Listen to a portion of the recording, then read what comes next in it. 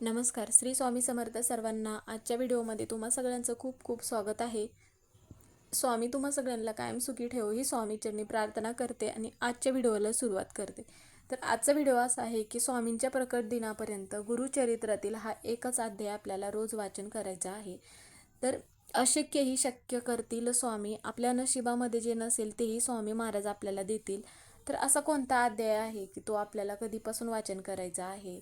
आता गुरुचरित्राचं पारायण करणं जर प्रत्येकाला शक्य नाही झालं तर हा एकच अध्याय तुम्ही रोज वाचन करायचा आहे.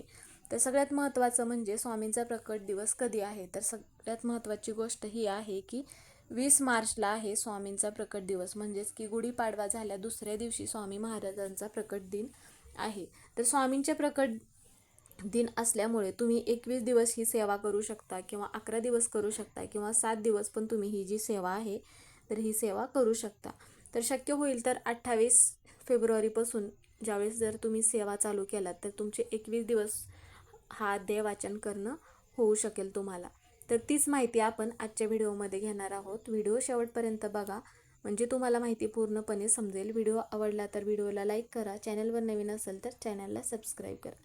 आता स्वामी महाराजांचे आपण कोणतेही पारायण करत असेल तर त्यावेळेस मग आता स्वामींच्या प्रकट दिनाच्या वेळेस गुरुचरित्राचं पारायण केलं जातं. पण आता प्रत्येकाला गुरुचरित्राचं पारायण करणं शक्य नाही झालं तर हरकत नाही. आपल्याला एक अध्याय जो आहे तर तो जर तुम्ही दररोज वाचन केला तर तुम्हाला संपूर्ण पारायणाचं फळ मिळू शकेल. तर त्यासाठी मग आता सगळ्यांनाच वर्षभर सेवा करणं नाही शक्य झालं तरीही आपल्याला प्रकट दिनापर्यंत 11 दिवस किंवा 21 दिवस, 7 दिवस, जेवढे दिवस तुम्हाला सेवा करणं शक्य होईल तेवढं सेवा तुम्ही करायचं आहे.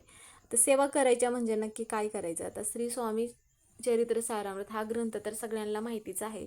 तर या ग्रंथामध्ये स्वामींचा जो सारांश आहे तर म्हणजे स्वामींचा सार याबद्दल संपूर्ण अध्याय आहेत, म्हणजेच की 1 ते 21 अध्याय असतात. तर आता हा जो ग्रंथ आहे तर स्वामी चरित्र सारामृत या ग्रंथाचे पण पारायण तुम्ही करू शकता.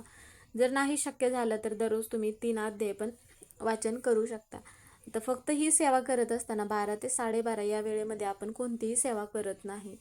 ती वेळ सोडून इतर कोणत्याही वेळेमध्ये आपण सेवा केलात तरीही चालेल. तर हा जो अध्याय आहे तर हा अध्याय कोण वाचन करू शकतं? तर कोणतीही ताई म्हणा, दादा म्हणा, कोणीही वाचन करू शकतं. पण मासिक धर्म आला असेल महिलांना तर तेवढे 5 दिवस वगळायचे आहेत आणि पुन्हा तुम्ही सेवा चालू करू शकता.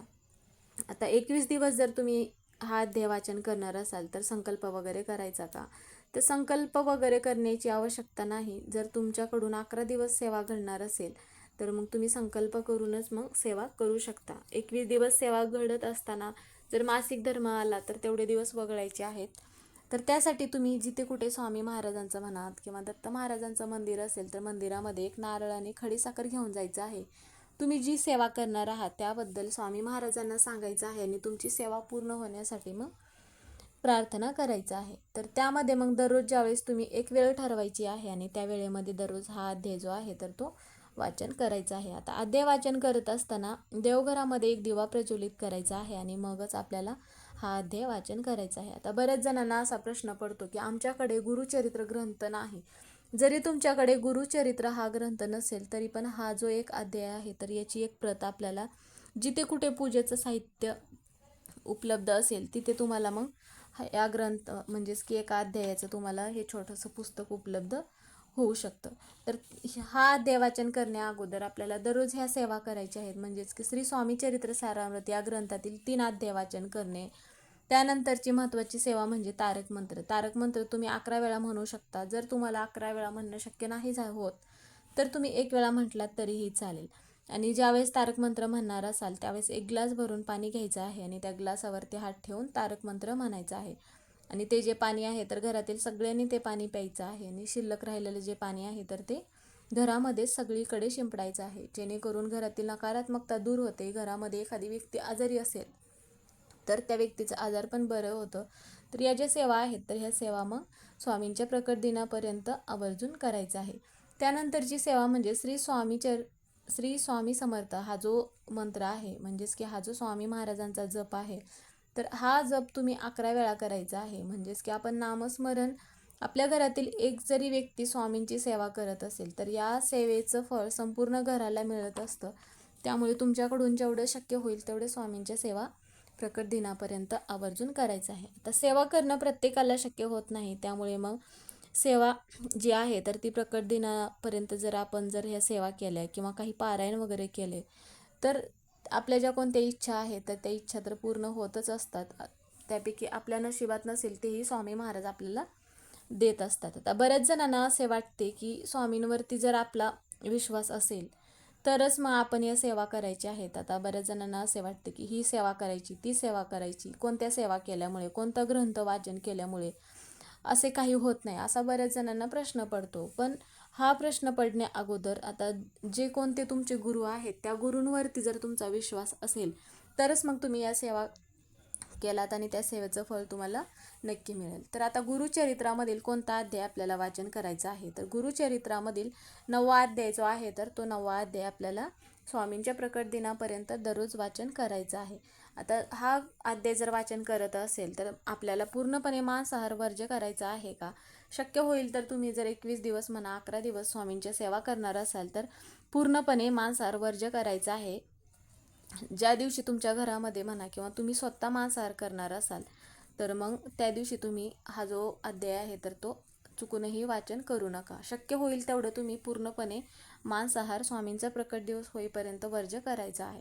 आता जर तुम्ही स्वामींच्या प्रकट दिनापर्यंत 21 दिवस किंवा 11 दिवस सेवा करणार असाल, मध्येच जर महिलांना मासिक धर्म आला, सुतक आले तर तेवढे दिवस वगळायचे आहेत आणि स्वामी महाराजांचा प्रकट दिवस जरी झाला तरी तिथून पुढं पूर्ण जेवढे दिवस राहिलेत तुमचे तेवढे दिवस मग पूर्ण ही सेवा म्हणा किंवा हा अध्याय वाचन करू शकता किंवा इतर कुठल्या जरी तुम्ही सेवा चालू केला असाल तर त्या सेवा तुम्ही करू शकता. कारण की काय होतं की पारायण प्रत्येकाला शक्य होत नसेल तर 21 दिवसाची सेवा म्हणा किंवा 11 दिवसाची सेवा तुम्ही जर ही आहे तर ही सेवा करू शकता.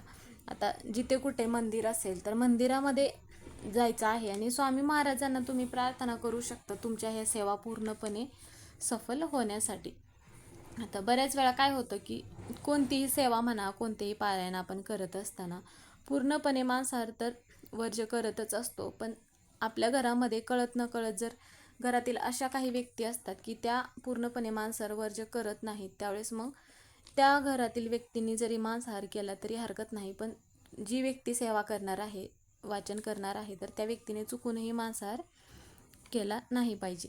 तर आता ही जी सेवा आहे तर हा जो अध्याय आहे तर हा अध्याय तुम्ही आवर्जून वाचन करायचा आहे. आपण कोणतीही सेवा जी आहे तर ती आपण मनापासून जर केली तर स्वामी महाराज आपल्या नशिबात नसेल तेही स्वामी महाराज आपल्याला नक्की देत असतात. त्यामुळे असे म्हटले जाते की अशक्य ही शक्य करतील स्वामी. अशी एकमेव व्यक्ती आहे की जे आपल्या आयुष्यातील अशक्य गोष्टी शक्य करणारे ते म्हणजे आपले गुरु माऊली श्री स्वामी समर्थ महाराज. त्यामुळे त्यांचा प्रकट दिवस येत आहे. तुमच्याकडून ज्या सेवा घडणार आहेत त्या सेवा तुम्ही आवर्जून सेवा घडवून घ्यायच्या आहे, म्हणजेच की तुमच्याकडून स्वामींच्या सेवा घडवून घ्यायच्या आहेत. तर मग तुम्हाला माहिती समजलीच असेल की कोणता अध्याय वाचन करायचा आहे, कोणत्या सेवा करायच्या आहेत. तर व्हिडिओ इथेच संपला. व्हिडिओ कसा वाटला कमेंट करून नक्की सांगा. कमेंटमध्ये श्री स्वामी समर्थ हे लिहायला विसरू नका. व्हिडिओ पूर्ण बघितल्याबद्दल धन्यवाद.